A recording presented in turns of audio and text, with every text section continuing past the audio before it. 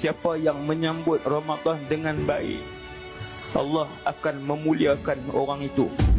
Allah sendiri sebut di dalam satu hadis qudsi, wahai Muhammad, bagi tahu kepada umat kamu, pahala puasa Ramadan aku rahsiakan.